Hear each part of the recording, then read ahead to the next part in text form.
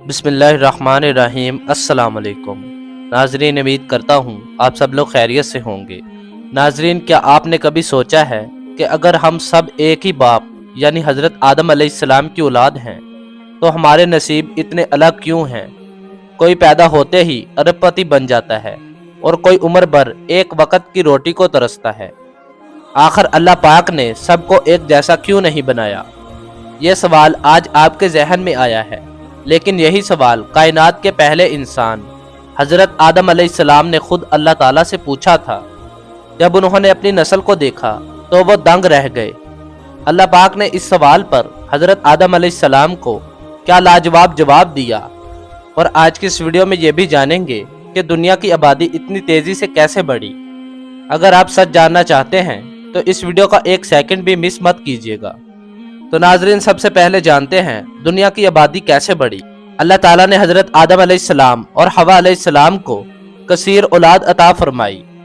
سورہ نساء میں اس واقعہ کو بیان کرتے ہوئے فرمایا، لوگو اپنے پروردگار سے ڈرو جس نے تم کو ایک جان سے پیدا کیا اور اسی سے اس کا جوڑا بنایا، پھر ان دونوں سے کثرت سے مرد و عورت پیدا کر کے روئے زمین پر پھیلا دیے، اور اللہ سے ڈرو جس کے نام کو تم اپنی حاجت برابری کا ذریعہ بناتے ہو، اور قطع رحمی سے بچو، کچھ شک نہیں کہ اللہ تمہیں دیکھ رہا ہے۔ سورہ نساء۔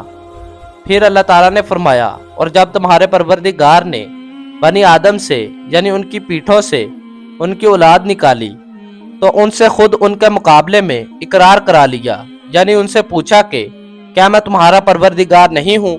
وہ کہنے لگے، کیوں نہیں، ہم گواہ ہیں کہ تو ہمارا پروردگار ہے۔ سورہ اعراف۔ حضرت عمر بن خطاب رضی اللہ عنہ سے مذکورہ آیت کے متعلق پوچھا گیا تو انہوں نے فرمایا، میری موجودگی میں رسول اللہ صلی اللہ علیہ وآلہ وسلم سے اس کے متعلق سوال کیا گیا تھا تو آپ صلی اللہ علیہ وآلہ وسلم نے فرمایا، اللہ تعالیٰ نے آدم علیہ السلام کو پیدا فرمایا، پھر ان کے پشت پر اپنا دایاں ہاتھ پھیرا اور ان کی اولاد نکالی، اور فرمایا، میں نے انہیں جنت کے لیے پیدا کیا ہے اور یہ جنتیوں والے عمل کریں گے۔ پھر ان کی پشت پر دوبارہ ہاتھ پھیرا اور مزید اولاد ظاہر فرمائی اور ارشاد فرمایا، میں نے انہیں جہنم کے لیے پیدا کیا ہے اور یہ جہنمیوں والے عمل کریں گے۔ ایک آدمی نے کہا، اللہ کے رسول صلی اللہ علیہ وآلہ وسلم، تب عمل کس لیے ہے؟ اللہ کے رسول صلی اللہ علیہ وآلہ وسلم نے فرمایا، جب اللہ تعالیٰ کسی بندے کو جنت کے لیے پیدا فرماتا ہے تو اسے جنتیوں والے عمل کی توفیق دیتا ہے، اور وہ شخص ان کی وجہ سے جنت میں داخل ہو جاتا ہے، اور اللہ تعالیٰ جب کسی بندے کو جہنم کے لیے پیدا کرتا ہے تو اسے جہنمیوں والے اعمال میں مشغول کر دیتا ہے، اور وہ شخص ان کی وجہ سے جہنم میں داخل ہو جاتا ہے۔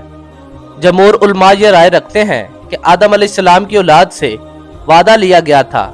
انہوں نے اس حدیث سے بھی استدلال کیا ہے جو حضرت انس بن مالک رضی اللہ عنہ سے مروی ہے کہ نبی کریم صلی اللہ علیہ وآلہ وسلم نے فرمایا، قیامت کے دن ایک جہنمی سے کہا جائے گا کہ اگر تیرے پاس پوری دنیا کا مال و دولت ہو تو کیا تو فدیہ کے طور پر وہ سب دے دے گا؟ وہ کہے گا ہاں۔ اللہ تعالیٰ فرمائے گا کہ میں نے تجھ سے اس سے آسان چیز کا مطالبہ کیا تھا۔ جب تو آدم علیہ السلام کی پشت میں تھا اس وقت میں نے تجھ سے ایک وعدہ لیا تھا کہ تو میرے ساتھ شرک نہیں کرے گا، لیکن تو نے پھر بھی شرک کرنے پر ہی اصرار کیا۔ تو ناظرین، اب ہم جانتے ہیں کہ اللہ تعالیٰ نے تمام انسانوں کو ایک جیسا کیوں نہیں بنایا، کسی کو امیر تو کسی کو غریب کیوں بنایا، کسی کا رنگ سفید تو کسی کا کالا کیوں بنایا۔ تو ناظرین، یہ سوال حضرت آدم علیہ السلام نے اللہ تعالیٰ سے کیا تھا، تو اللہ تعالیٰ نے اس سوال کے جواب میں کیا فرمایا تھا؟ مذکورہ بالا آیت کی تفسیر کرتے ہوئے حضرت ابی بن کعب رضی اللہ عنہ نے فرمایا، اللہ تعالیٰ نے اس دن ان سب کو جمع کیا جو آدم علیہ السلام کی پشت سے قیامت تک پیدا ہونے والے تھے۔ ان کو پیدا کر کے اور ان کی صورتیں بنا کر انہیں بولنے کی طاقت دی۔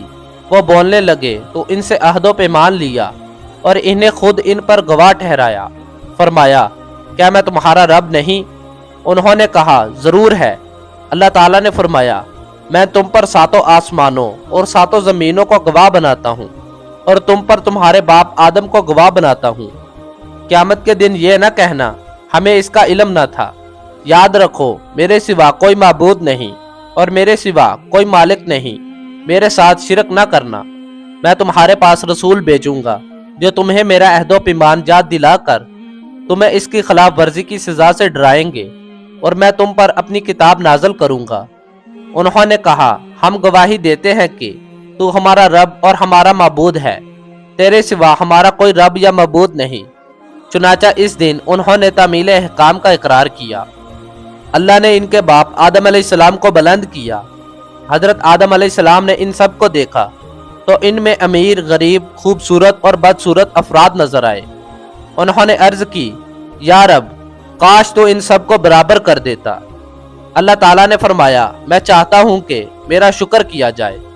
آدم علیہ السلام کو ان میں پیغمبر بھی نظر آئے جو روشن چراغوں کی طرح منور تھے۔ ان سے رسالت و نبوت کا ایک خاص وعدہ بھی لیا گیا۔ اسی دوسرے میثاق کے بارے میں اللہ تعالیٰ نے فرمایا، اور جب ہم نے پیغمبروں سے عہد لیا اور تم سے اور نوح اور ابراہیم اور موسیٰ اور مریم کے بیٹے عیسیٰ سے، اور عہد بھی ان سے پکا لیا۔ اور ایک اور جگہ ارشاد ہے، تو تم ایک طرف ہو کر دین یعنی اللہ کے راستے پر سیدھا منہ کیے چلے جاؤ، اور اللہ کی فطرت کو جس پر اس نے لوگوں کو پیدا کیا ہے اختیار کیے رہو۔ اللہ کی بنائی ہوئی فطرت میں تغییر و تبدل نہیں ہو سکتا۔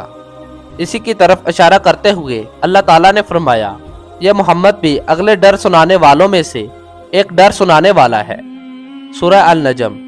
اور مزید فرمایا، اور ہم نے ان میں سے اکثروں میں عہد کا نبا نہیں دیکھا، اور ان میں اکثروں کو دیکھا تو فاسق ہی دیکھا۔